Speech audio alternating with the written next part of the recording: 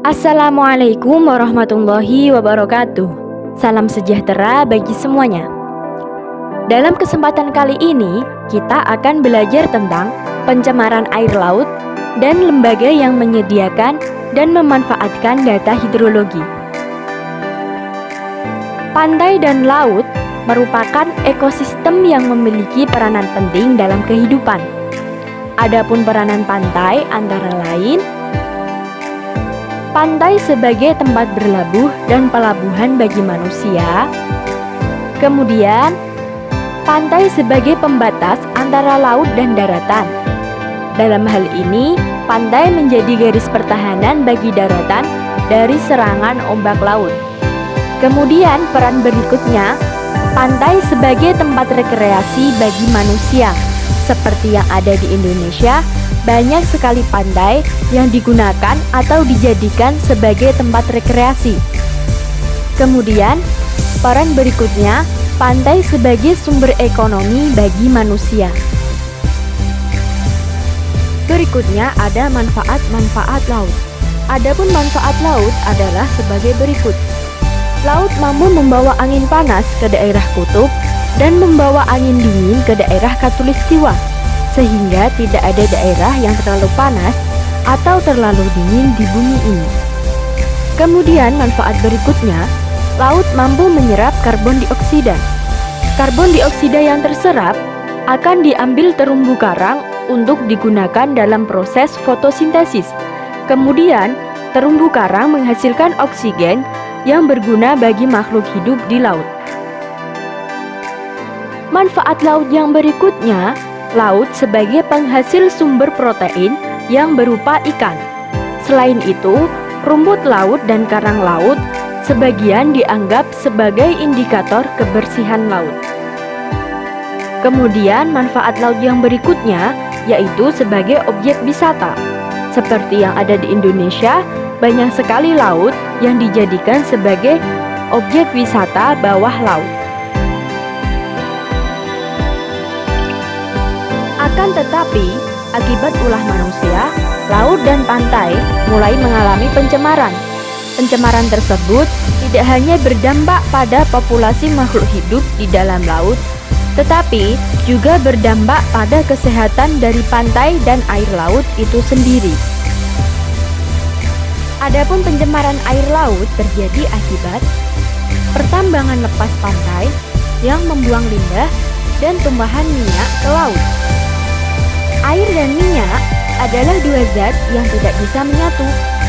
Dengan adanya minyak yang tumpah ke laut, akan menyebabkan populasi ikan akan mati.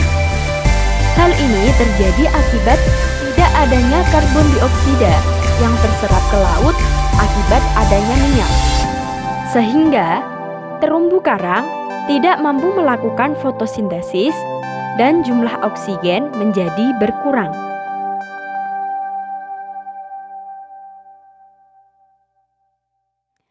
Berikutnya, pencemaran air laut terjadi karena adanya pembuangan limbah pabrik ke laut. Limbah pabrik yang dibuang ke laut mengandung logam berat seperti merkuri, timbal, nikel, seng, dan arsenik. Semua bahan tersebut tidak dapat terurai dan akan menyatu ke dalam air. Ikan yang berenang di sekitar daerah tercemar akan mengandung logam berat di dalamnya. Dan jika manusia memakan ikan yang tercemar secara terus-menerus, dapat menyebabkan penyakit serius seperti kanker, tumor, dan lain sebagainya. Berikutnya, pencemaran air laut terjadi karena adanya sampah. Sampah adalah salah satu bahan pencemar yang ada di darat maupun di laut. Sampah yang mencemari laut biasanya berasal dari pantai. Sampah yang berserakan di sekitar pantai akan terbawa ke laut oleh air pasang, sehingga laut menjadi kotor. Sampah yang tidak dapat terurai seperti plastik dan karbon dapat termakan oleh ikan dan menyebabkan ikan tersebut tidak sehat untuk dikonsumsi. Berikutnya, pencemaran air laut dikarenakan adanya pestisida. Pestisida merupakan cairan pembunuh hama yang biasa digunakan oleh para petani. Pestisida bersifat racun dan dapat mengendap di dalam tubuh. Pestisida ini dapat mencemari laut melalui air sungai yang telah tercemari pestisida dan mengalir ke laut. Air laut yang terkontaminasi oleh pestisida akan diserap oleh ikan dan makhluk hidup lainnya. Pestisida yang terserap akan mengendap di tubuh ikan dan menyebabkan ikan tersebut menjadi beracun. Berikutnya, pencemaran air laut terjadi akibat adanya eutrofikasi. Eutrofikasi adalah sebuah kejadian di mana tanaman sejenis alga tumbuh dengan cepat dan mendominasi perairan. Akibatnya, kadar oksigen di dalam laut menjadi menipis karena alga membutuhkan oksigen untuk bernafas. Selain itu, akibat pertumbuhan alga yang tidak normal membuat ekosistem menjadi tidak seimbang dan membunuh hewan lain di sekitar perairan tersebut. Kejadian ini biasanya terjadi di sekitar muara yang menjadi tempat bertemunya air tawar dan air laut. Berikutnya, pencemaran air laut terjadi karena adanya perubahan tingkat keasaman air laut. Hal ini terjadi jika laut terlalu banyak menyerap karbon dioksida, tetapi sangat sedikit menghasilkan oksigen, sehingga tingkat keasaman laut menjadi semakin tinggi. Selain itu, bumi yang mulai memanas akibat adanya pemanasan global membuat laut tidak lagi mampu mengatur kondisi suhu. Makhluk hidup yang paling terkena dampak dari perubahan keasaman laut adalah terumbu karang, serta ikan-ikan yang bergantung hidup pada terumbu karang tersebut. Pencemaran air laut berikutnya terjadi akibat adanya kebisingan. Kebisingan merupakan salah satu bagian dari pencemaran laut. Beberapa ikan memiliki penglihatan yang buruk dan bergantung sepenuhnya pada pendengaran. Pendengaran mereka akan terganggu akibat adanya suara berisik kapal-kapal yang melintas di permukaan air laut.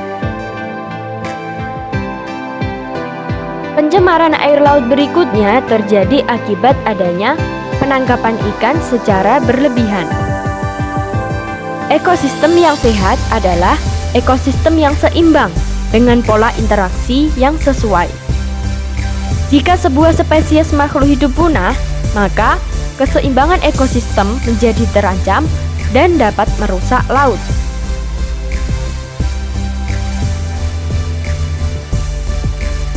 Selanjutnya, lembaga yang menyediakan dan memanfaatkan data hidrologi. Adapun lembaga yang menyediakan data hidrologi yaitu Balai Hidrologi dan Tata Air. Sedangkan lembaga yang memanfaatkan data hidrologi antara lain Kementerian Pekerjaan Umum, Kementerian Pertanian, Bapeda, dan Bappenas. Selanjutnya, simaklah contoh video kasus pencemaran yang terjadi di Indonesia. Beberapa titik sudah jadi tempat pembuangan sampah. Koresponden lingkungan Silvano Hajid mengajak kita untuk melihat apa yang terjadi dengan Laut Indonesia selama setahun terakhir.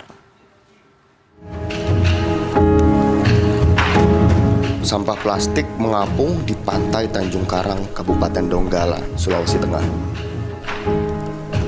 Ikan seperti melihatnya sebagai makanan. Dahulu pantai ini bagai surga.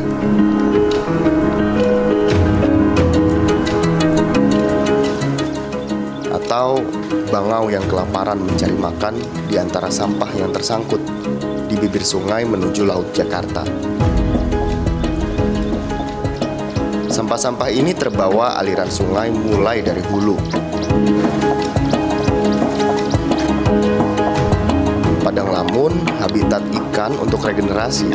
Di sebagian perairan dangkal Kepulauan Seribu sudah dijajah sampah. meskipun bagian lain masih dalam status baik. Bahkan, sampah sudah mengendap di kedalaman 10 meter.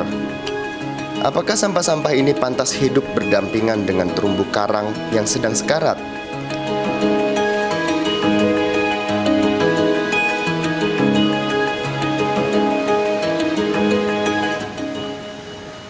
Lalu setiap awal tahun, sampah yang terbawa arus sampai di Pantai Kute dan Seminyak, Bali.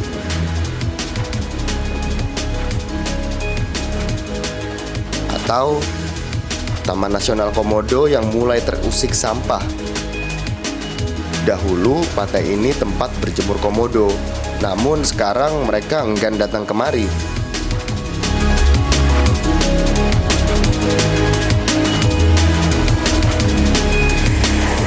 Bergeser sedikit ke Pantai Pink, arus membawa sampah hingga ke bibir pantai. Walaupun air sebening kristal masih bisa kita nikmati. Mendekati wilayah populasi manusia dan hiruk-pikuk pariwisata. Air keruh ini berada di dekat Pulau Bajo. Saya hampir tidak bisa melihat sekeliling. Pulau tak berpenghuni sekitar 1 km di seberang Labuan Bajo. Jadi pulau sampah tempat kapal-kapal wisata yang tak bertanggung jawab membuang sampahnya.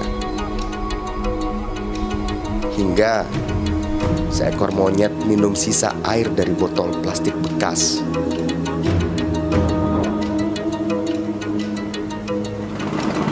Kita sedang tak acuh dengan laut Indonesia. Padahal data terbaru memperlihatkan perilaku itu menyebabkan hampir seluruh perairan di Indonesia terkontaminasi mikroplastik.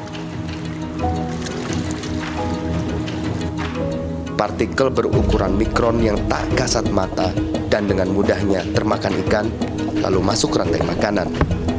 Silvano Hajid, CNN Indonesia.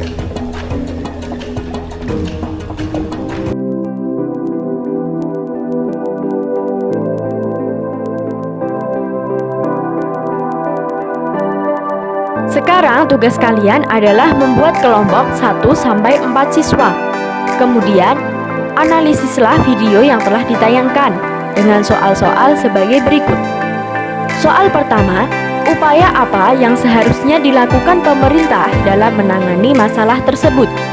Soal kedua, buatlah penjelasan, langkah-langkah, dampak negatif dan positif apabila upaya tersebut diterapkan. Kerjakan berdasarkan ide-ide cemerlang kalian, kemudian diskusikan bersama kelompok masing-masing.